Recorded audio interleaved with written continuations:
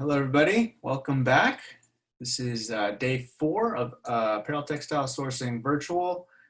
We'd like to welcome back Mercedes Gonzalez, founder and director of Global Purchasing Companies, her talk today is what retail buyers are thinking post-COVID-19. We do have a chat box and a Q&A box, so please feel free to ask your questions as she's speaking and she will address them as they come in. Mercedes, take it away. Thank you, Jason. Hi, everyone. So I want to start with a lot of good news. I know there hasn't been a lot of good news. We are reading about and hearing about this retail Armageddon and how terrible it is that department stores going out of business. But as most of us in the industry know, this has been playing out for a very long time. It's not a surprise that people that are filing for bankruptcy or for Chapter 11, it's actually, for me, it feels like a great moment in time, and especially for a new brand, and especially for independent boutiques and retailers.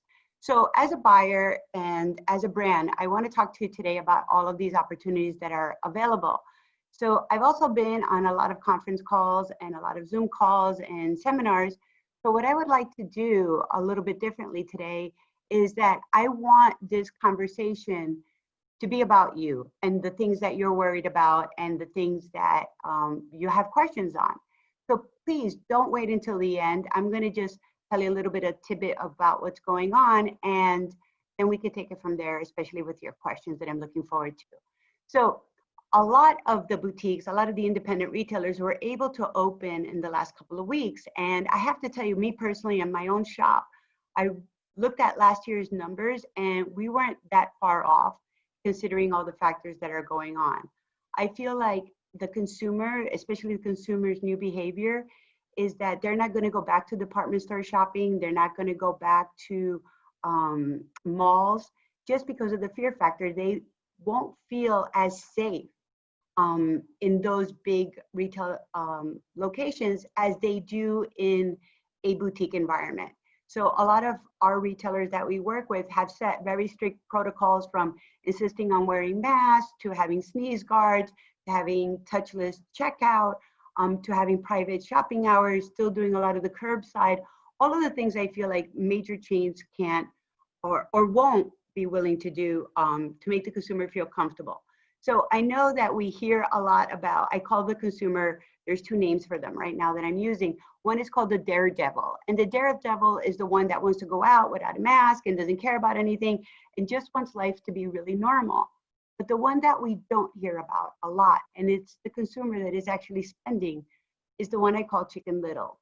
And addressing Chicken Little's concerns is really a big part of creating this retail environment that people want to shop in.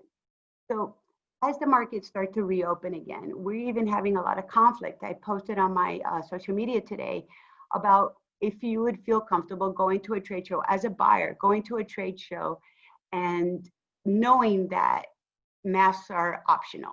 And the thing that I find interesting is that just because a person isn't wearing a mask, it doesn't tell the whole story. Are they also not doing aggressive personal hygiene? Do they also, there's a movement of herd immunity. Do they actually want to get the virus? Like, all of these things become part of the risk management that a buyer needs to face when going out buying. So what I feel like, and I'm going to be cautious about this, but I honestly don't feel like a lot of the trade shows, any of the trade shows, are going to come back to New York this year. And LA, while it's more appointment and building driven than in a convention center, I also feel that just because of it being such a hot spot, a lot of the buyers, especially in the Midwest and the South, won't be attending. But this leaves a lot of room for regional markets, for Dallas, for Atlanta, for Chicago. I feel like they're going to really pick up momentum. But as a new brand, and I'm telling you, as a buyer, we're looking for goods. Like, a lot of us didn't get spring goods or cut back on our spring. We might have not even placed our fall orders. If you are in an in-stock position and have goods that you can ship out immediately, it is a really great time to reach out to these stores, especially the ones that you've been following, and giving them some attention on social media. I think that that's really part of building these relationships. So I always hear about like department stores saying that they partner with their brands. They don't partner. It's a really one-sided relationship.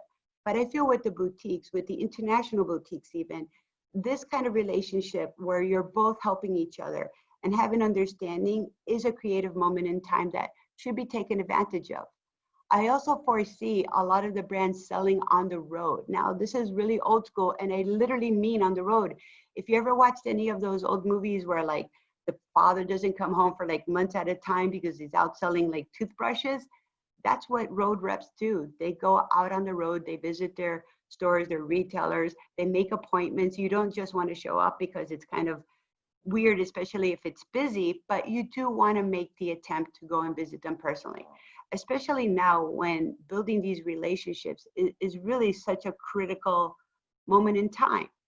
The other thing that we're noticing too when it comes to the supply chain is that it's getting a little bit more complicated than just the factories reopening and making goods for you. There is a lot of bottlenecks that are happening at the airports and at the docks because so much of the merchandise is delayed in shipping out, and it's become this really heavy bottleneck. The other thing that we're realizing now too is, like for example, I manufacture a lot of things in Peru, Latin America, India, Bangladesh. They're all going through this problem where a lot of the workers, the skilled workers, and that word skilled is really important, have gone home to their villages. And either they've become ill or passed away, or just don't want to come back to the city because the virus is not over. Just because we're reopening doesn't mean that the situation that we're in is over. It's not. So they don't want to come back to these big city environments. So what's happening is that the labor force, the skilled labor force, is very limited in many, many places. So now you're going to see a lot of quality problems because they're just getting people that are not trained, that don't have the experiences of sewing, of cutting, of printing, of dyeing that some of the workers that are not returning might have. So we're going to see problems with the bottleneck. We're going to see problems with shipping, with quality control, but the opportunity that the buyers want something new and want something different and want something that Macy's is not marking down at 90% off the minute that they open. This is your moment of opportunity as a brand. So please really consider how you're communicating to the stores. Are you reaching out to them in person? Are you sending them emails? Are you giving them likes? All of these things are so important when it comes to, wait, did I lose everybody?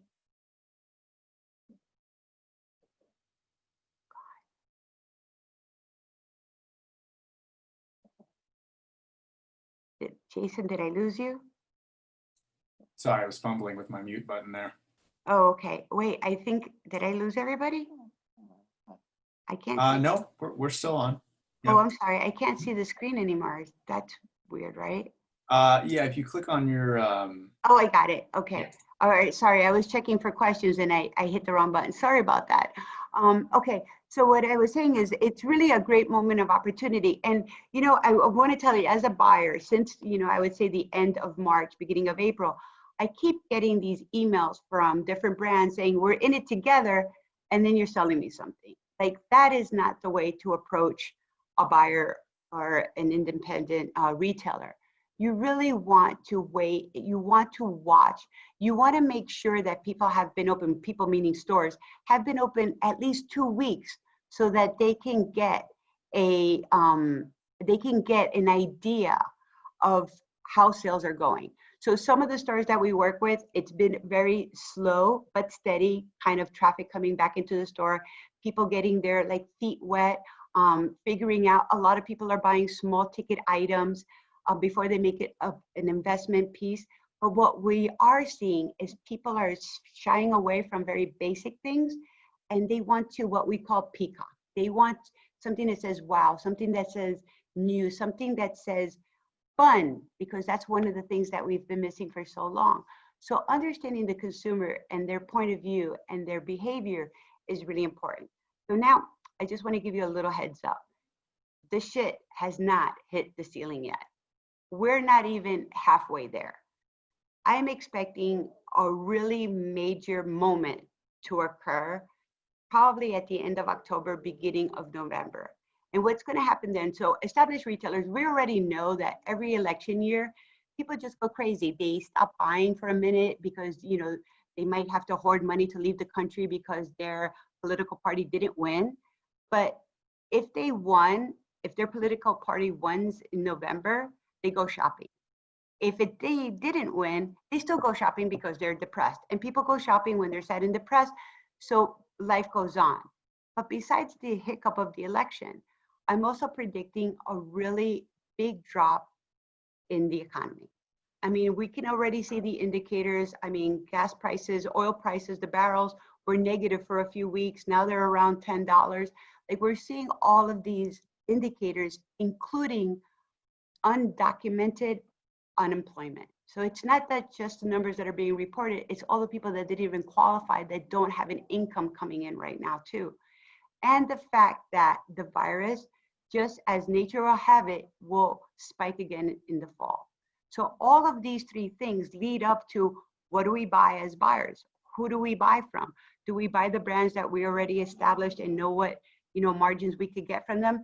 Do we try new products because we're afraid of the great dump that the department stores and the chains are going to be doing? So all of these factors are really changing day by day. So it is really important to keep on top of the pulse and listening to what the consumer is saying, especially on social media. So one of the important things that I want you to take away from here is that with social media, it's not so important. It's not the most important thing to constantly be posting content. It is equally as important, or more important at this moment, to actually listen to what the retailers are saying. What are they doing? When is the last time that you reposted one of the new stores that you want to sell to, that's open, or that they're doing something special, or that they're doing private shopping? This is that part of community, that part of being a real partner and building these relationships comes into play. So I want to take a moment also to talk about online, because I feel like a lot of people think that online business is the way to go. And from everything that I've read, and my own clients that we have Zoom calls every week have been telling me, the established retailers, the ones that have the experience with the consumer, the ones that understand the consumer, they are the ones that are doing well or better online, not the pure play. Pure play at the end of the day is not profitable. And if you as a brand think that you're just going to go direct to consumer because you've been reading about how much online shopping people are doing, just keep in mind the bottom line. Are these pure play brands profitable? And my answer, I would say 99% of the time, is that they're not, and that they're spending a tremendous amount of money not to be profitable.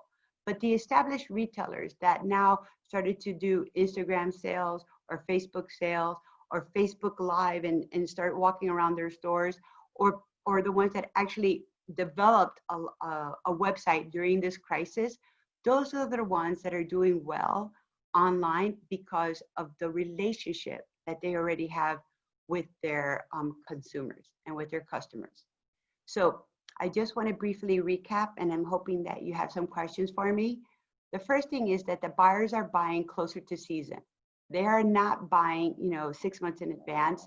I just spoke to my rep in Dallas, because Dallas is one of the first markets that's going to be opening up in a couple of weeks at the end of June. And she's telling me that they're buying fall. So fall, we were supposed to be selling in February. So they're buying very, very close to season. And once again, if you have stock, you're going to rule the market, because it is important that we get to stores and we get new fresh goods every single week, which has been a problem for the last couple of months.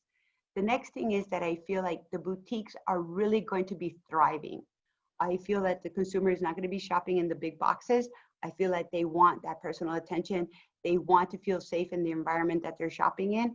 And this is where the growth of retail, and again, if you're a brand, every brand at the end of the day does become their own retailer. So if you were thinking about opening up a store, if you feel like you have enough momentum, I cannot tell you what a great time this is. I personally am planning on opening at least 3 more stores, because it's ridiculous not to do it. The consumer's there, the locations are there, the people, the staff is there, everything, all the ducks that need to be lined up are actually lined up right now. So it is a good time to think about being a full circle or being completely vertical in your operations as a brand. The next thing I wanted to talk about was the online business and not to put all your eggs on that cart. We've also noticed that all these influencers, at the end of the day, the best influencer that you have as a brand or the best brand ambassador that you could possibly have is the retailer. I, as a retailer, buy something and I put it on my Instagram. I have a direct line to the people that are going to be buying it. And that's where your marketing dollars and that's where your marketing focus should actually be. I wouldn't depend on trade shows or markets, especially if you're a new brand, to do your sales. I really feel it's about sending samples, of communicating with the stores, of going out on the road and meeting with. So I feel very optimistic about the future and where it's going as far as independent brands and stores.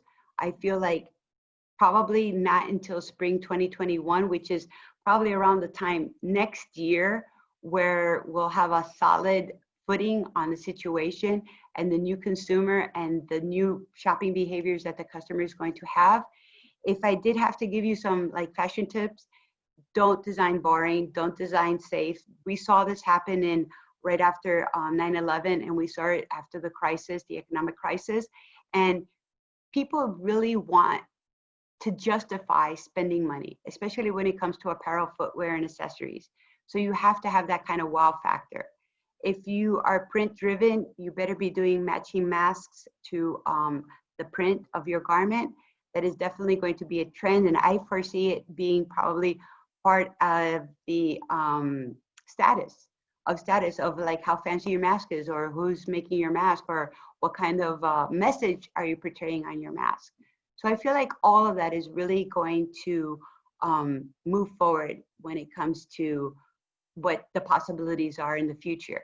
And it's really funny because everybody keeps using like, oh, the new way of doing business. I mean, I've been in this business long enough to tell you that when I first started, I went on the road. There were no emails.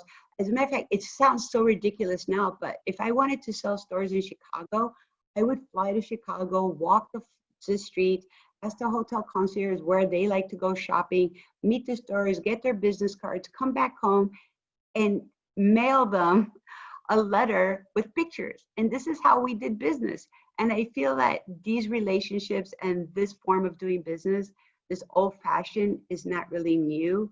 I think it's probably what is going to be the new normal for us for a very long time.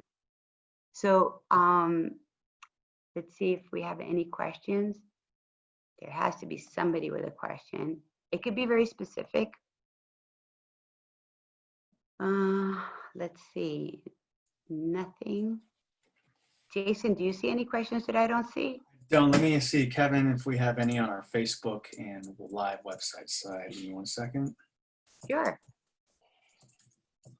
So I do want to talk about a couple of situations while we're waiting for the questions that we have come across.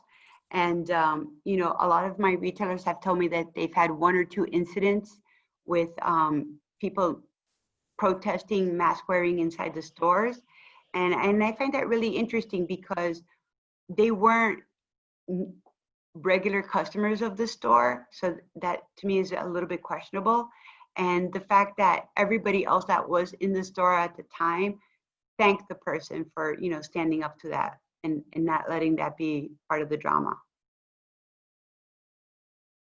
Okay, we have a question. Do you have any? Oh wait, I lost it. Okay, now I see a lot of questions, but okay, they're going by too fast. Wait, there was a question about returns. So I'm not sure if the specific question was about returns to a retailer or returns to a vendor. So let me just talk about both. So as a retailer, I'm actually telling a lot of the stores to be more flexible with their return policies, only because you're going to find a lot of people not feeling comfortable trying on clothing in the store. One of the 15 protocols that I set up for the retailers was that everybody that comes into the store should use hand sanitizer, so that way when they touch the clothing or the garments, it lessens the effect of the virus being transmitted. but every return and every garment that gets tried on in the dressing rooms should be steamed and hung separately for at least overnight to make sure that there is no cooties on it. And that should be really the new norm with a lot of the things. And steaming does kill any germs and bacteria, so it is a very safe way of sanitizing the apparel. When it comes to retailers returning, so this is, and again, I'm not going to talk about the department store level. I think it's actually criminal, the things that they're doing, canceling orders, returning, not paying goods for 160 days. It's just beyond criminal. But when it comes to a boutique, if you have the flexibility, if you have garments that are still selling maybe in another region and you can exchange goods, that's where I feel like that relationship building and that partnership comes into play. And I feel like having that flexibility as a brand is also going to strengthen your relationship for growth when it comes to working with the designers.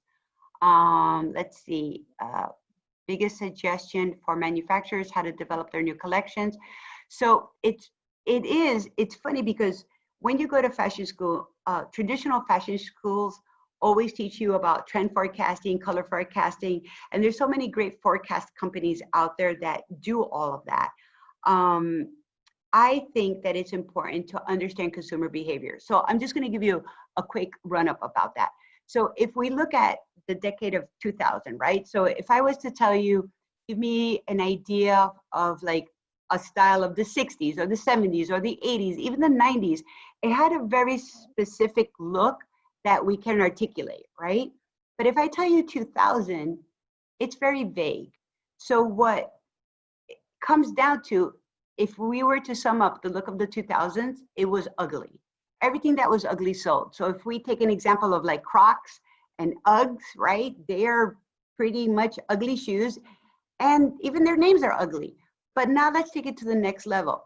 We started the decade of 2000 under crisis. Remember Y2K, when we thought that the computers were going to shut down, we weren't going to get money out of our bank accounts. And then we had SARS, then we had avian flu, then we had the attacks of 9/11, then we had a tsunami that wiped out 100,000 people. Every single day, it seemed like we were in crisis mode. And now if we look at consumer behavior, this is why Crocs, why Uggs were so popular, because they were comfortable. This is why models and tensile fabrications became so popular, because they gave us comfort. Even if we looked at food, fried chicken, sliders with your fancy hamburgers, right? All the ice cream shops, they all gave us comfort.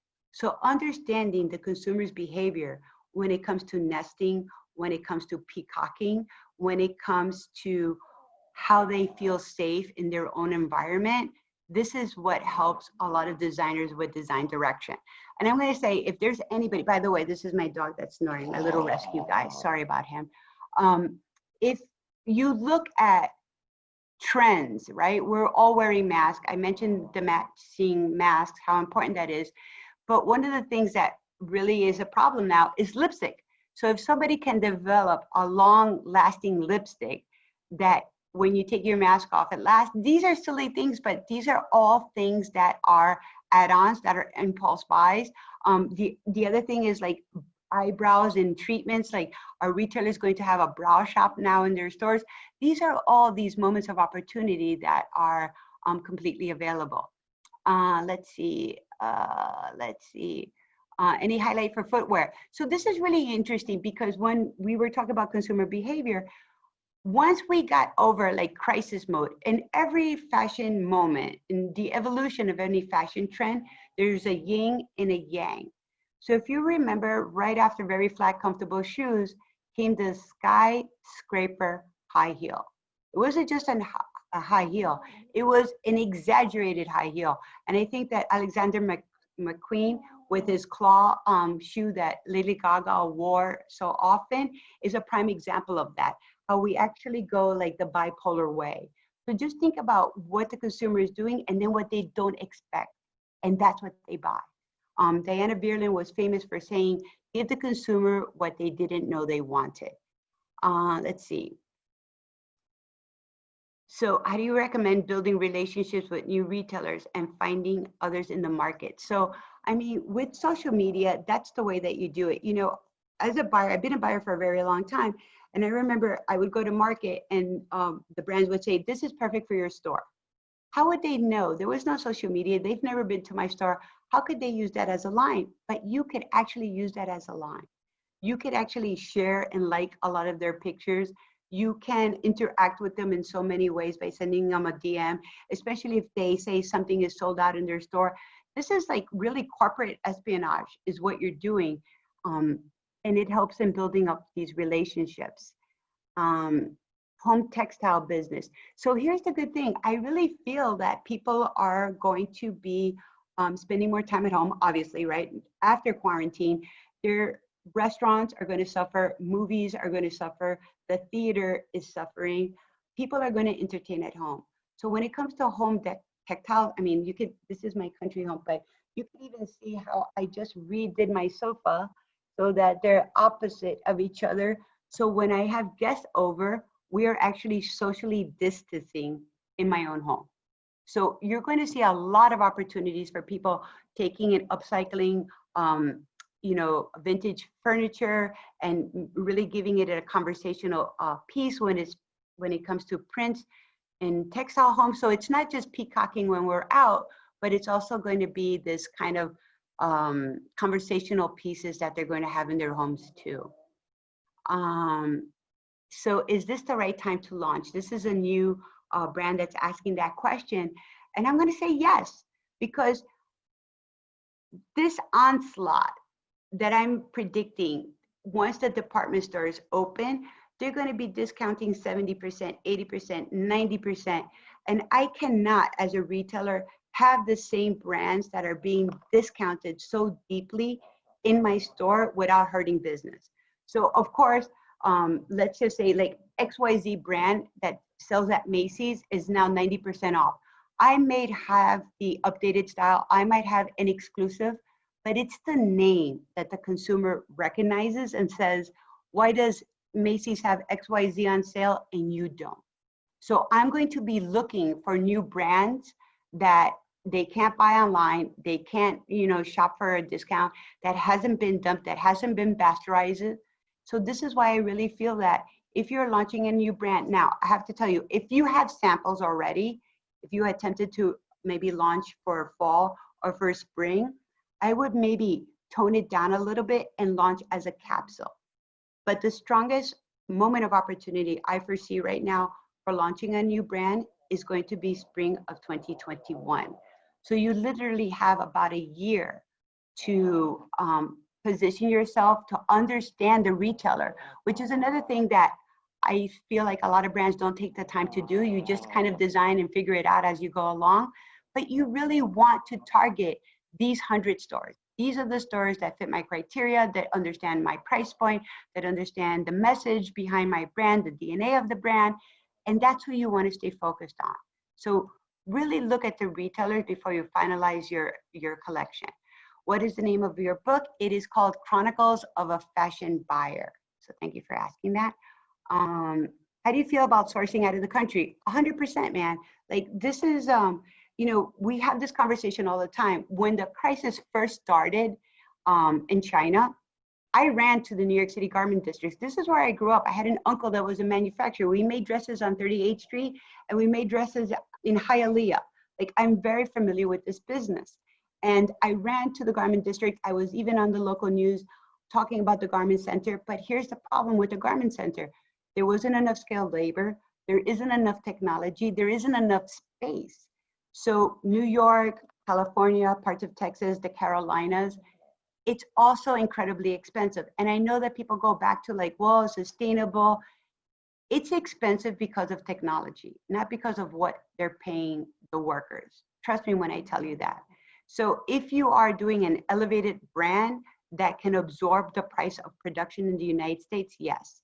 If you are a very specialized niche kind of market where the consumer is willing to pay top dollar for it, then yes. But I wouldn't dismiss nearshoring, which is our Latin American friends.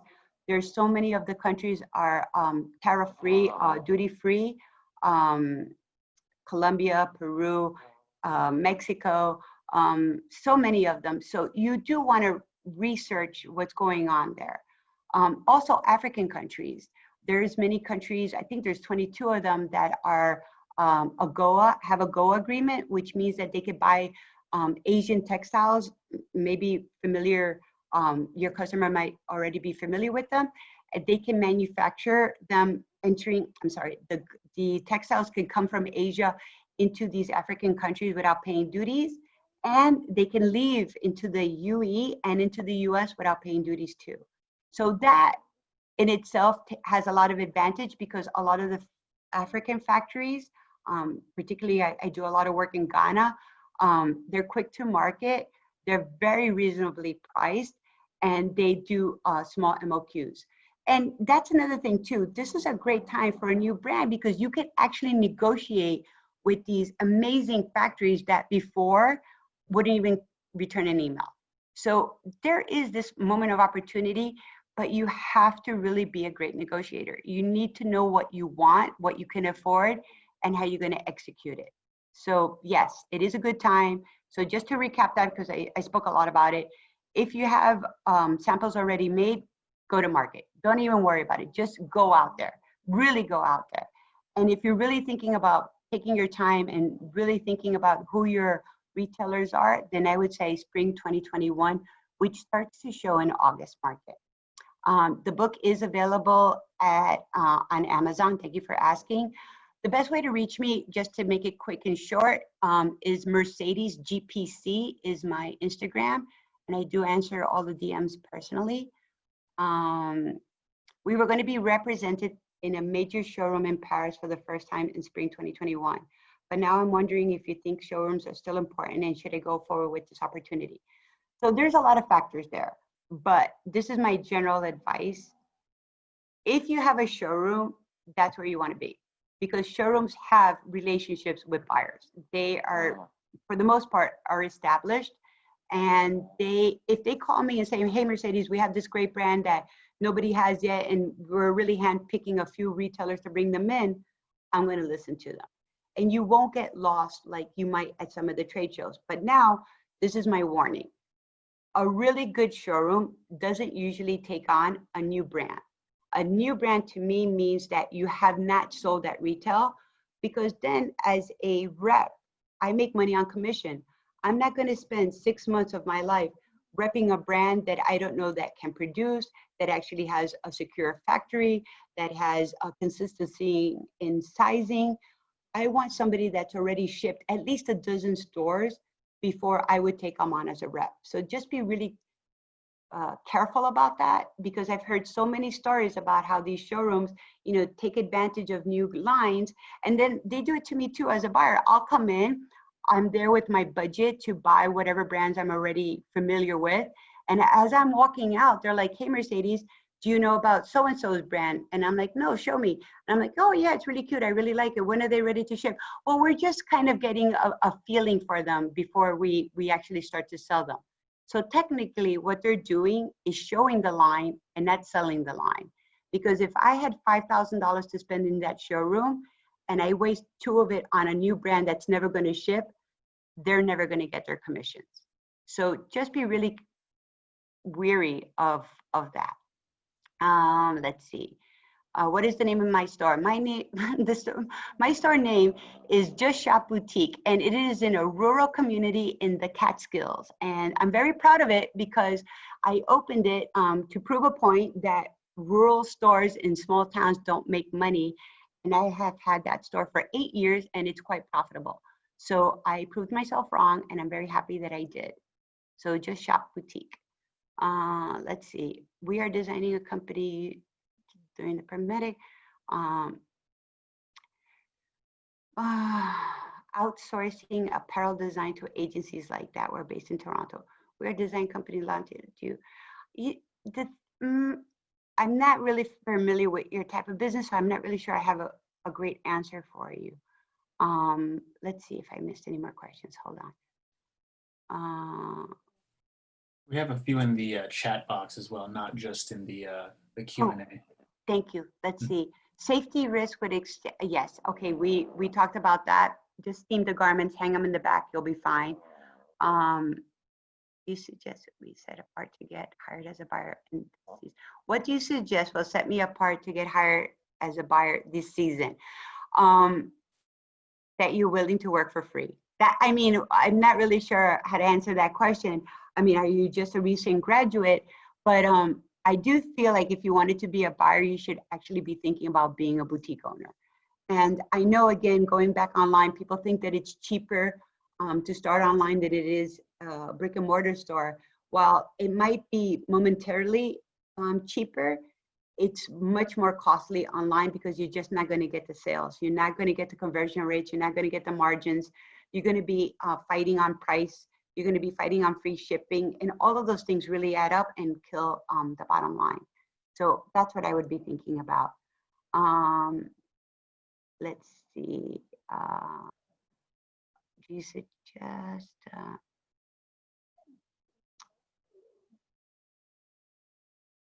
I do feel, all right, so there's a couple of questions and I'm just gonna go back about that.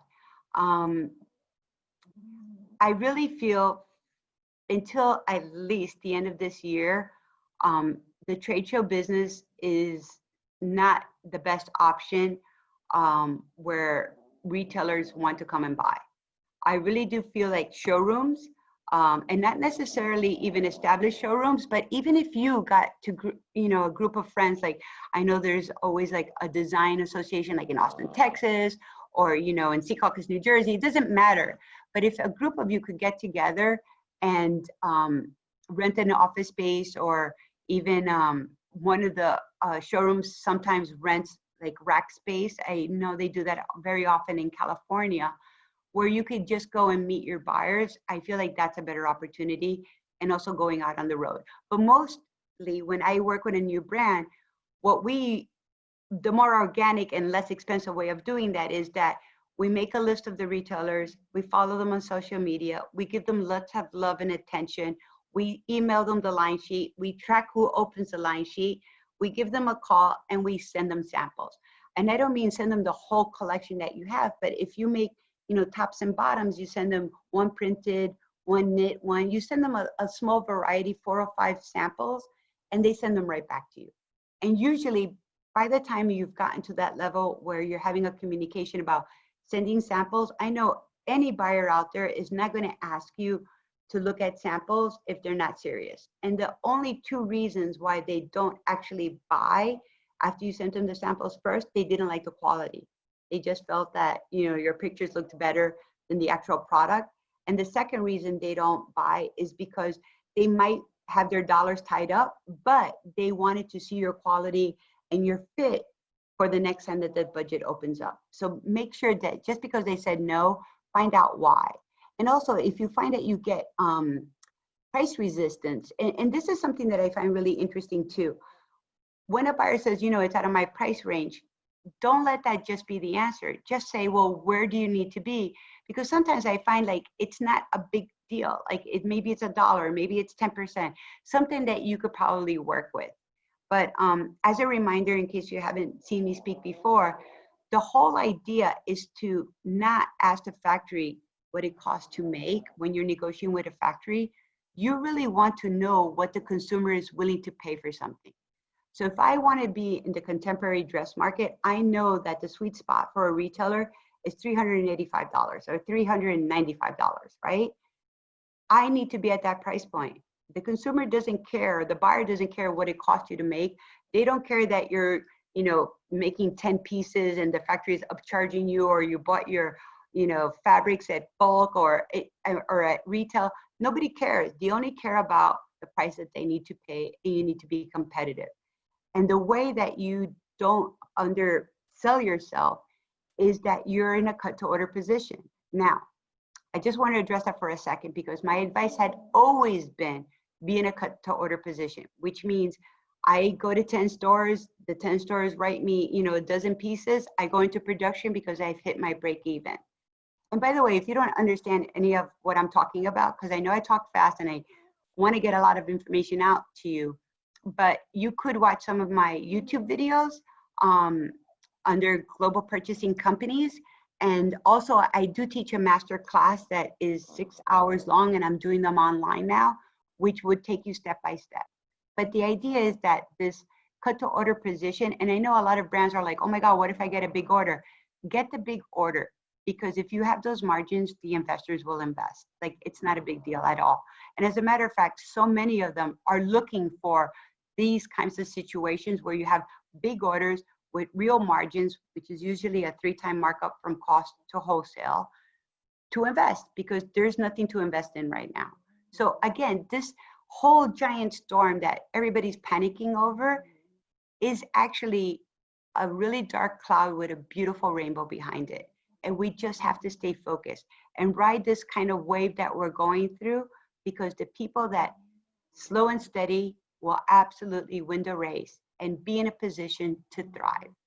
So that's the advice I've always given. But if you could actually afford, and again, this is going back to negotiating with your factories. If their MOQs are 100 pieces, you're like, look, I'm only willing to invest in 25 pieces, but you have to give me that price. They're willing to cut that deal with you right now. They absolutely, positively are.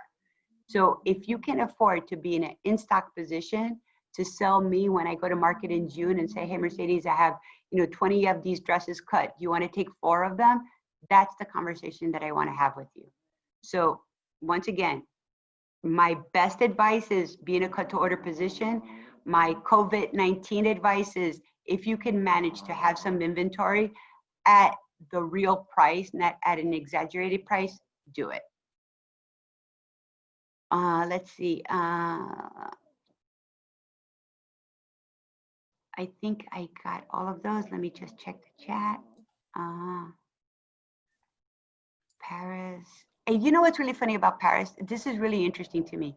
I can't tell you how many brands have gone to Paris to actually sell American stores, which I don't understand how that works. I have 2 people that have their hands raised. Jason, is it okay if I just allow them to ask the question verbally? Yeah, absolutely. We do have to wrap up here in a few minutes, so we can keep these to short answers. But yeah, absolutely, go for it. Okay. Hi, Gina, I just put you on unmute. Hey, Gina, you have 2 seconds. Yes, you answered my questions already. Thank you. Oh, you're welcome. Which one was it? It was about I'm sorry. It was about the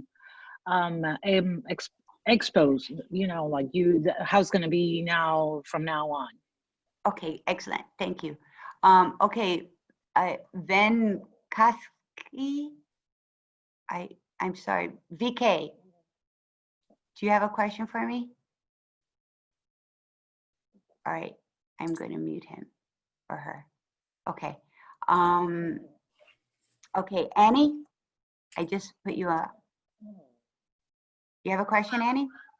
It's not actually a question. I just wanted to make a comment on how wonderful it is to hear such a positive perspective and so much knowledge. And I just wanted to say thank you so much for sharing your positivity and light on a possibly dark subject. So I'm really pleased to have listened. Thank you. Oh, you're welcome. Thank you. Thank you for saying that. Yeah, I mean, it's really funny because the Chinese symbol for chaos, loosely translated, also means opportunity. And, having lived myself through 9/11 and the economic downturn, and actually I graduated school during Black Monday. So can you imagine? And I wanted to work on Wall Street. So you couldn't get more chaos than that, right? So that does teach you. And I also, if you look at biographies and histories of really big companies, the ones that start doing crisis are the ones that do the best, because they have to bootstrap from the beginning. When the investors are just like throwing money at people or, at different companies, you don't do as well, because I feel like you might be a little bit more spoiled. So yeah, it's a good moment. Just do it. There is another question here. I'm from Ghana. Oh yeah, I do a lot of work in Ghana. I make dresses in Ghana. I make my store shopping bags in Ghana. I really like the work ethic of a lot of factories that I have had the pleasure of working with. over the years. So yeah, I mean, Ghana does some great, especially wovens. I feel like they're very, very strong with wovens and accessories if there's any accessory designers. How can I get a list of reliable factories in Ghana? So here's the interesting thing. So it is through sourcing shows. I mean, they have resources. I'm sure that they have, Jason, you might want to help me with this one. I'm sure you have the East African trade people with you, and you can, and here's the best thing.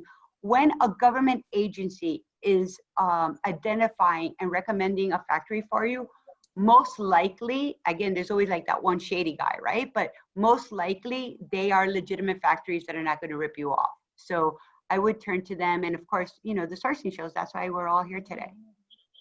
Yeah, and like Mercedes said, you know, people like Mercedes and ATS as a trade show are here for that specific reason. We actually do partner with Ghana for a few of our trade shows. So if you go to the apparel textile sourcing website, that's the place we have a chat box. So as soon as you go onto the homepage, there'll be a little chat box that pops up, and a real person's at the end of that, not a bot. So they'll be able to point you in the right direction. I'll just post the link really quick in case anybody doesn't have it. So I'm going to answer another question. There is an artist that wants to get his designs on textiles. And, you know, it's really funny because my brand, Proof of Concept, and the Instagram is called Shop Proof of Concept. I use artist work. And right now, our main focus is pop art with some photography. And, you know, and again, I started the brand. And if you actually look at my social media, I started the social media content part of it a year after the brand launched, because once again, I like to teach and I like to consult from experience. And there's so much advice about how you have to spend money on influencers and celebrity placement and all of this nonsense. And I did none of it. And I could show you numbers. The presentation I did last year in Miami, I showed the numbers on how my first season was profitable. And that's because I was able to manage the risk, only go into production when I hit my MOQs and my break even. So yes, it is possible. If you want to design your own collection, it really is how you want to transfer the original art onto garment, or you could look for brands that you could collaborate with to do a special edition. So those are the two ways that you could get out to the market. There is a question on knitted clothing from a manufacturer in India. And I'm not sure what the question is, but yeah, I mean, knits, as far as comfort wear with an elevated styling to it, is definitely going to be strong in the market. I know that India just opened up.